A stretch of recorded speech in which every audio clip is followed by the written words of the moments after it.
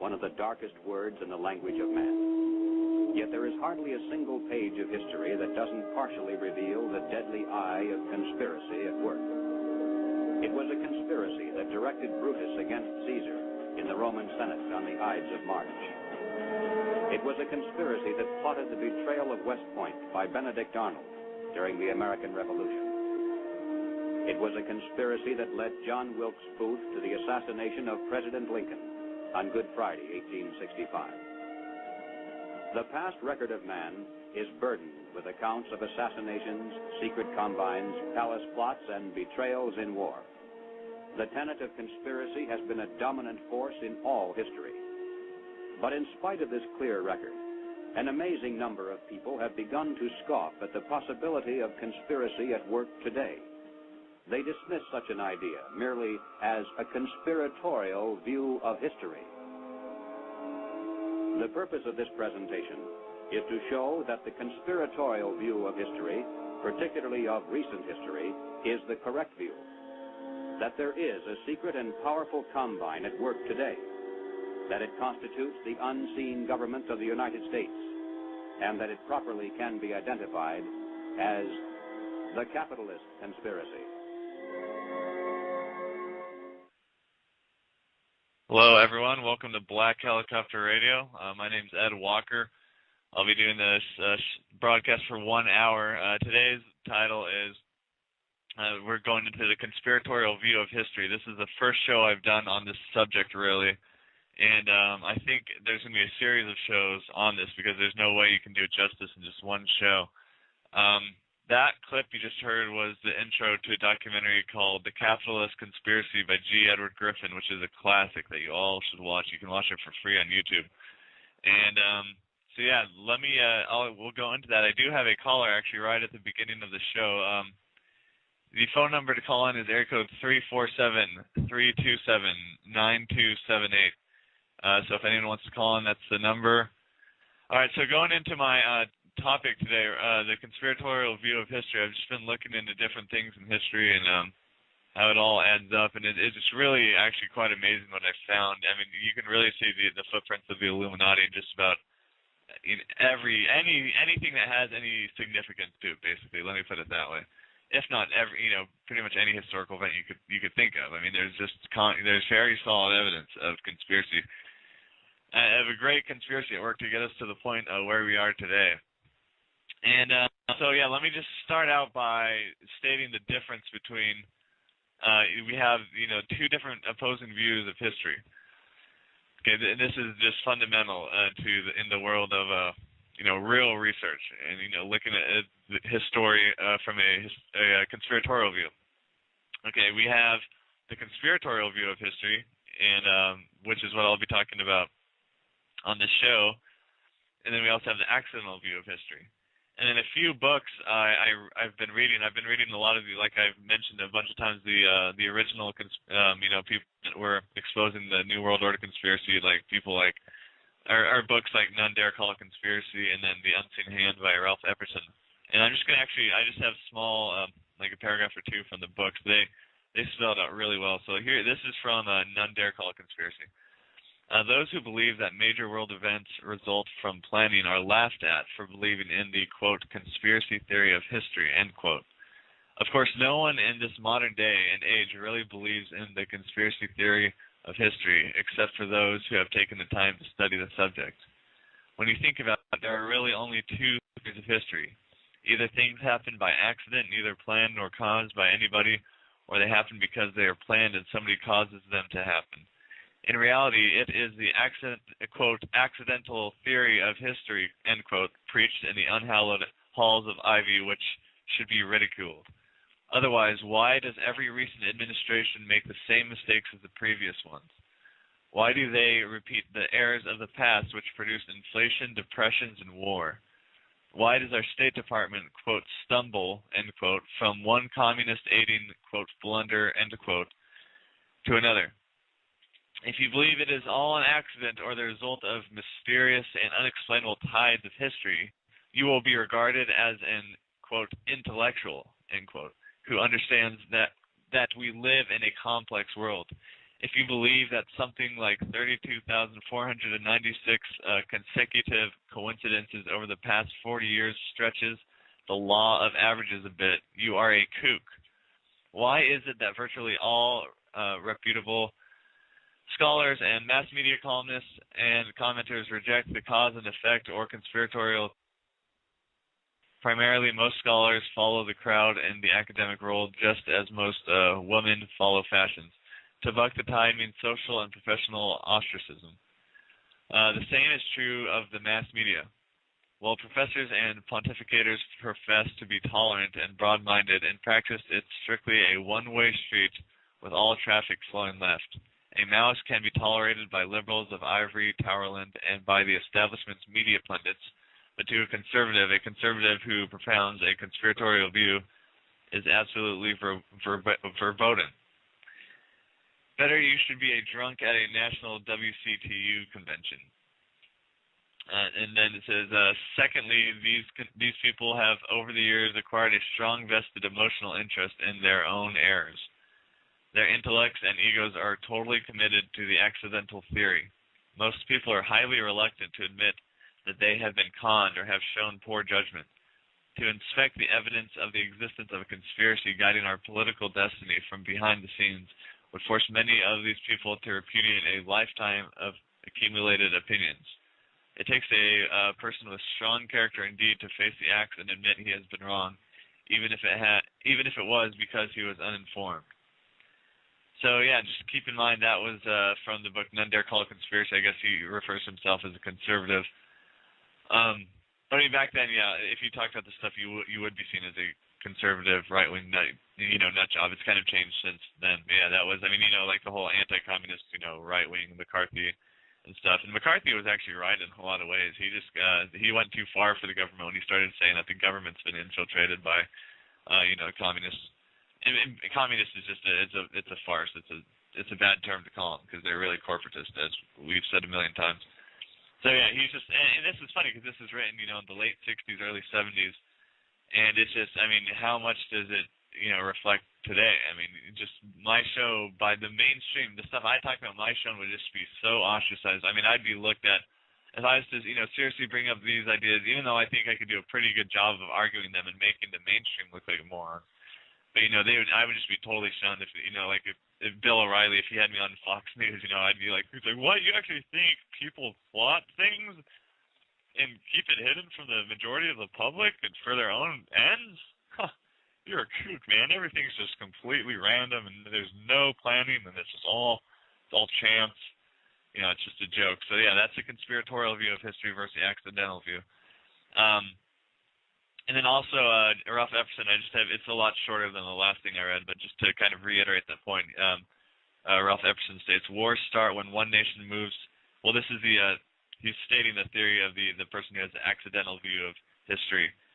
He says, wars start when one nation moves into the territory of another, depressions occur when markets take unexpected downturns, inflations occur when prices are driven up by shortages, revolutions start when the people always spontaneously rise up to overthrow the existing government. These are the traditional explanations of historical events. Events happen by accident. There do not seem to be any causes. But this explanation of history leaves gnawing questions in the minds of serious students. Is it possible that government leaders and others planned these events and then orchestrated them to their desired conclusions? Is it possible that even the great catastrophes of history were part of this plan? And of course, a lot of the information I learned about the conspiratorial view of history was from Ralph Epperson's book, The Unseen Hand, The Introduction to the Conspiratorial View of History. Obviously, so a lot of the research he lays it out. I think basically consecutively up to the time when he wrote it. He wrote it in 1985 of just showing clear evidence of just a very, very dark conspiracy. So, okay, let's see. So, I mean, it's difficult for the casual observer to really think of it as a conspiracy. They think that they believe that these events could not have been prevented. And I mean, they think it's all, it's very hard. Like I mentioned yesterday, like to the average person, say 9/11 was an inside job. They'd say, but why would my government do that? They have this naive kind of view of the world and history and everything. So that's why I've just been realizing more and more every day. And I know this is a cliche thing to say. Historians, you always hear them say this: to understand the future, you have to study the past. But I mean, it is so true. When you look, I mean, it's people always think, like we're so different than people who lived in the past, but we are not different. And yeah, I mean, Webster's defines a conspiracy as a combination of people working in secret for an evil or unlawful purpose, which is exactly what we're talking about. So I don't shy away from the term conspiracy like some people do because they think it'll ostracize them from the mainstream. I think it fits quite well, and I have no problem, calling it out what it is. You call a duck a duck. I don't care what connotations it has with it. So going from there, some other notes I made just studying this. Oh, it should be said, like this is more, today is going to be more, because for one, I only did an hour, because that probably should have scheduled more time, but today is going to be the introduction to a series of shows I'm going to do, because there's no way you can cover all this in one show. It's kind of like how Bill Cooper did his Mystery Babylon. I plan on doing a series of shows specifically on the conspiratorial view of history. So I will go into some specific historical events, but overall it's just going to be focusing on the idea that that history is just completely controlled. Historical events are completely controlled by the shadow government. Yeah, so the conspirators, they push accidental view of history to an extent, although lately more and more comes out that seems to be showing the hand of the Illuminati, the externalization of the hierarchy. That Jeff talked about in his latest broadcast, and then I've also talked about, he quoted that article in his broadcast yesterday showing that one of the planners of 9/11 was invited to eat dinner at the Pentagon after 9/11 when they were accusing him of being part of, the jihad people who supposedly did 9/11. So, I mean, how blatant is that? I mean, and that's not even from like a conspiracy website. The headline that Jeff read was from a just total mainline site, if I remember correctly. But the conspiracy, they use wars, they use economic booms and depressions, revolutions, obviously the mass media and public relations, and to further the goal of the New World Order, and just to basically strengthen the already strong hand they have over us, but to strengthen that over the world and just satisfy their dark ecstatic appetite. John Kennedy once said that 50 men have run America, and that's a high figure. That's a real quote by John Kennedy. Also, some quotes to kind of show you the idea. Here's one of FDR, where FDR, this is a fairly famous one, said, "In politics, nothing happens by accident. If it happens, you can bet it was planned that way."